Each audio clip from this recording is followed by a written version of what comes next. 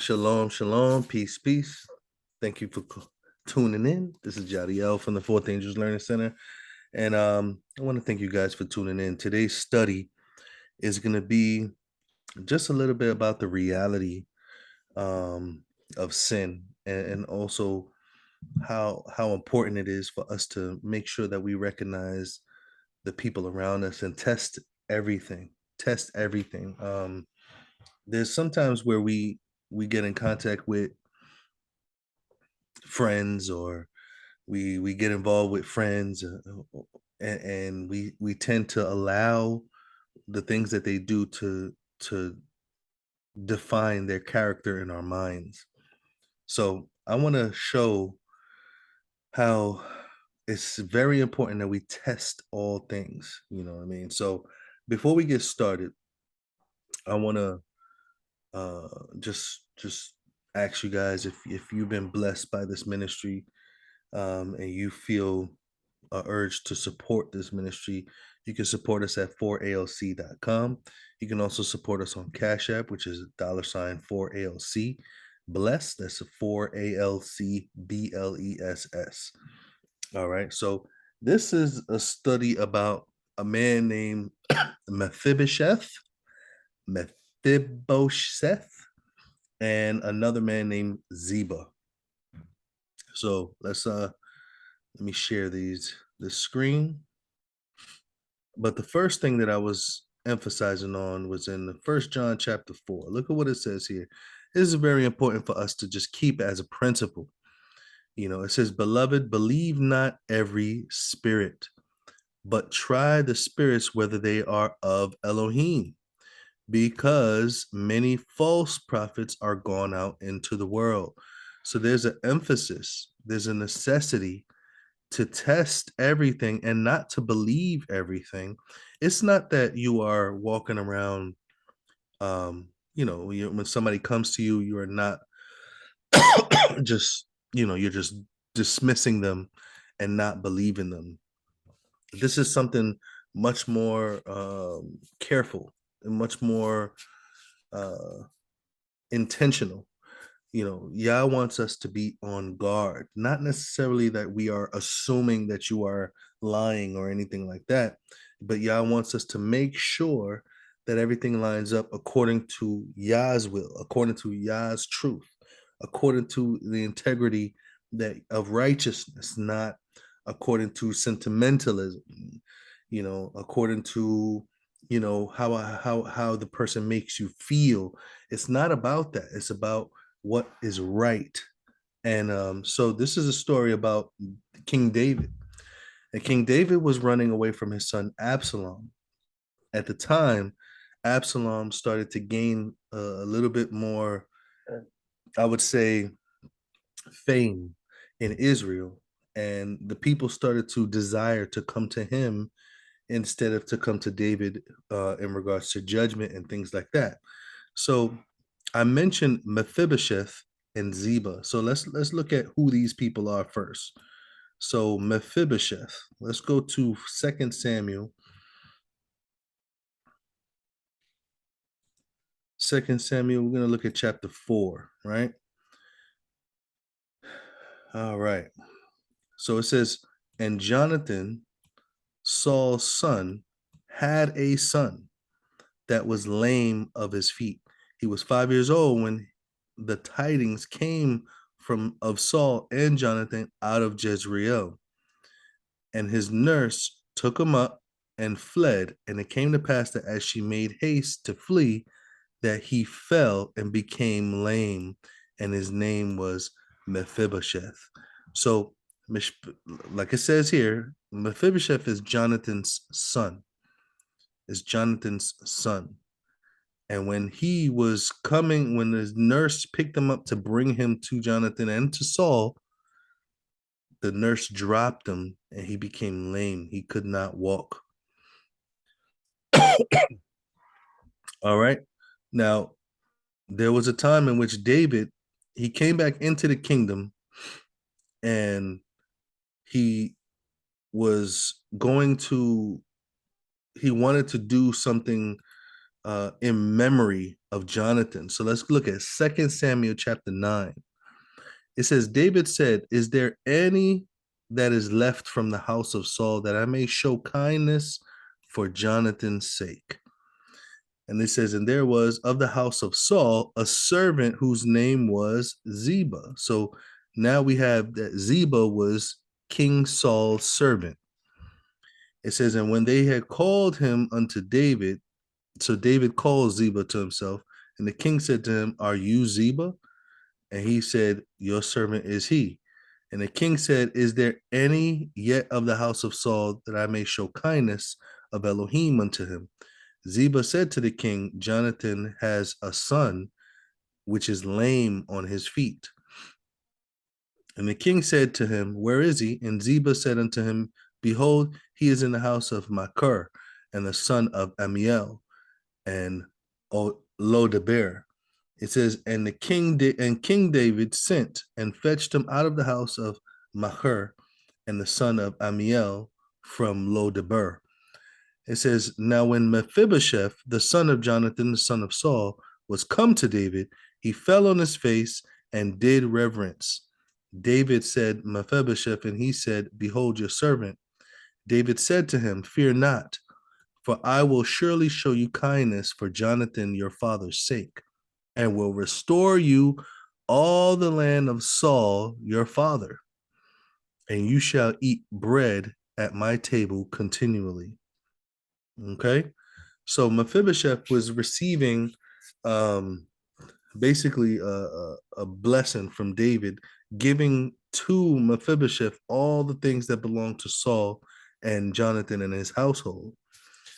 Usually when the servants of the household, which takes care of the house, when the master dies, the servant kind of remains in charge or in authority over these things, which is why Ziba was still involved with the house or the house of Saul, because he was taking care of all the property, all the everything that Saul owned.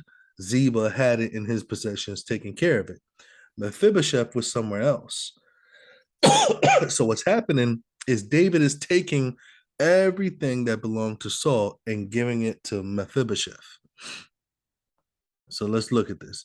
He bowed himself and he said, what is your servant that you should look upon such a dead dog as I am? Then the king said to Ziba, Saul's servant, and said to him, I have given unto your master's son all that pertained to Saul and to all his house. You, therefore, and your sons and your servants shall till the land for him, and you shall bring in the first fruits, that your master's son may have food to eat. But Mephibosheth, your master's son, shall eat bread always at my table. Now Ziba had 15 sons and 20 servants. Then said Ziba unto the king, according to all that my master the king have commanded you his servant, so shall your servant do. As for Mephibosheth, the king said, he shall eat at my table as one of the king's sons. And Mephibosheth had a young son whose name was Micah. And all that dwelt in the house of Ziba were servants unto Mephibosheth. So Mephibosheth dwelt in Jerusalem, for he did eat continually at the king's table and was lame on both of his feet. So what do we see here? Everything is being transferred from Ziba to Mephibosheth. Not only is everything being transferred, but he is now commanding Ziba, his sons, and his servants to till the land and do all the upkeep and the work for Mephibosheth. So he's taking the authority away from Ziba and his children, and he's giving it to Mephibosheth, which it is rightly so. Mephibosheth is the rightly heir to Saul's inheritance through, his father Jonathan, which died also. So we see here this transition of authority and servitude from Ziba to Mephibosheth. But we see clearly, Ziba said, okay, we'll do whatever you say. And Mephibosheth started to basically dwell with David. So let's continue. As things heat up in 2 Samuel 15, we have Absalom trying to take the authority, trying to take the throne away from King David. So when he finally gets an opportunity to gain control, David runs into the wilderness. Now he runs into the wilderness because it's I believe it's a psychological thing. He doesn't want to just come and kill his son. He's running away to not only preserve his son, but also to preserve himself. And as he runs away, all of his servants, all of his faithful and loyal servants run with him. Now, when we get to 2 Samuel chapter 16, watch what happens here in the first 4 verses. It says, and when David was a little bit past the top of the hill, behold, Ziba, the servant of Mephibosheth, met him, and a couple donkeys saddled. Now remember this, a couple of donkeys were saddled, and upon them 200 loaves of bread, and 100 bunches of raisins, and 100 summer fruits, and a bottle of wine. And the king said to Ziba, what meanest thou by these? And Ziba said, the donkeys are for the king's household to ride on, the bread and the summer fruit for the young men to eat, and the wine which such as be faint in the wilderness may drink. And the king said, where is your master's son? And Ziba said to the king, behold, he stayed in Jerusalem, and he said, today shall the house of Israel restore me the kingdom of my father. So Ziba is telling David that Mephibosheth saw that Absalom ran David out of Jerusalem. And when he ran David out of Jerusalem, that Mephibosheth declared, now he's going to get back his power. And verse 4 says, then the king said to Ziba, behold, yours are all that pertain unto Mephibosheth. And Ziba says, I humbly beseech you that I may find grace in your sight, my master, O king. What did David say? He says, everything that belonged to Mephibosheth is going to be yours. This is what David said. Was David supposed to make that declaration?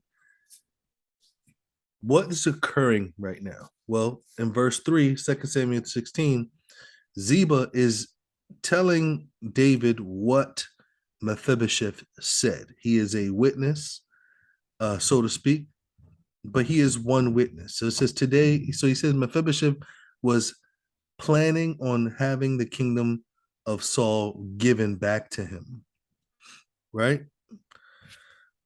So this is very important. So Ziba is saying that this man is shifty a little bit. Like he went from being loyal to King David to now favoring Absalom just so he can get his power back on behalf of his father, or grandfather Saul and his father Jonathan. So David, I believe David hastily made a declaration. Everything that belongs to Mephibosheth, I'm going to give it to you. He made a declaration. He made a judgment call. Now, is this right? Was this right to do? Let's look at what it says in Deuteronomy according to the Torah, what it says in Deuteronomy chapter 19. Now, Deuteronomy 19, it says here in verse 15, look at what it says. It says, one witness shall not rise up against a man for any iniquity or any sin in any sin that he sins. At the mouth of 2 witnesses or at the mouth of 3 witnesses shall the matter be established. Let's continue to look at this, right? It says, if a false witness rise up against any man to testify against him that which is wrong, then both the men between whom the controversy is shall stand before Yah, before the priest, before the judge, which shall be in those days. So when there's an accusation, both parties need to be there before there's a judgment. The judges shall make a diligent inquisition, meaning like they will make an investigation, diligent investigation. And behold, if the witness be false and have testified falsely against his brother, then shall you do unto him as he was trying to have done unto his brother. And so shall you put away evil from among you. So a false witness is evil in Yah's sight. One witness cannot testify against any man, but two or three witnesses, the matter has to be established, and not only established, after they have established the witness or the testifying, then the judges, according to verse 18, have to make a diligent investigation to see if they are true witnesses or false witnesses. If you find out that you're a false witness, whatever punishment you was trying to accuse your brother of will fall on you. So why am I saying this? Because this is the steps that need to be taken when we have people around us. Ziba brought David, donkeys and food. He was in desperate need. He was in the wilderness. His people was in the wilderness. They didn't have any food. They just left. So this was a definitely a friendly gesture from Ziba. So as time goes on, Absalom dies. David is now entering back into Jerusalem to reclaim the throne that he ran away from. So in 2 Samuel chapter 19, watch what happens here when he enters back in to Jerusalem. It says here in verse 24, and Mephibosheth, the son of Saul, came down to meet the king, and had neither dressed his feet, nor trimmed his beard, nor washed his clothes, from the day that the king departed until the day that he came in again. What is this saying? Mephibosheth was in distress. He did not even take care of himself. He probably was covered in sackcloth and ashes. He probably was fasting. He probably was depressed because he saw that David was taken out. But what did Ziba tell him in 2 Samuel chapter 16? What did Ziba say to David? Ziba told him that Mephibosheth was trying to allow his kingdom to be restored. He was happy, joyful, saying, now the kingdom of Israel is going to be given back to my father. But in actuality, Mephibosheth was more innocent in this situation. Watch this. Verse 25, it says, and it came to pass when he was come to Jerusalem to meet the king, that the king said to him, well, how come you didn't come with me? How come that wherefore went not thou with me, Mephibosheth? And he answered and he said, my king, my servant deceived me, Ziba. It says, for your servant said, I will saddle me a donkey that I may ride on it and go to the king, because your servant is lame. So this is what happened. Ziba told Mephibosheth, I'm going to go bring the donkey and I'm going to go and bring it to the king. So he told him, I'm going to set up your donkey so that way I can ride you to the king, because he's lame. He can't do it himself. Look at what it says in verse 27. He hath slandered your servant unto my master the king. Slander. But my master the king is an angel of Elohim, is a messenger of Elohim. Do therefore what is good in your eyes. For all my father's house were but dead men before my master the king. Yet did you set your servant among them that did eat at your own table. What right therefore have I to cry any more unto the king? And the king said unto him, why do you speak? Why are you any more of your matters? Why do you speak any more of your matters? I have said, you and Ziba divide the land. Did David say that? Why is he saying, why are you telling me this? We have to understand, like, when we're reading about King David and these people, we have to understand what we're holding them, what standard we're holding them by. David is not the standard. The scriptures is the standard.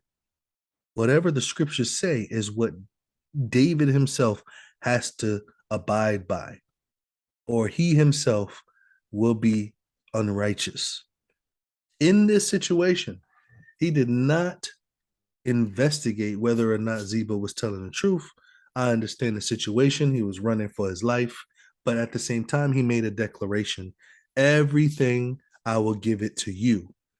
But now he's seeing a different story. He's seeing the other side of the story, and he's seeing the slander. So even though Ziba came to him and was like showing himself friendly and saying, look what I got for you. I got these donkeys, even though he stole these donkeys from his master to bring them to David. He says, look, I got you these donkeys. I got you this food. I got you this wine. And so David took the flattery. He took it. So when he saw Mephibosheth, he was like, what happened? And Mephibosheth said that he lied, that Ziba lied and took his donkey, knowing that he's unable to do it himself, and brought it to the king and left him there. And since he was there, he didn't get up, he didn't wash himself, he didn't do anything. He was sitting there waiting for the king to be restored. This is something very important for us to understand.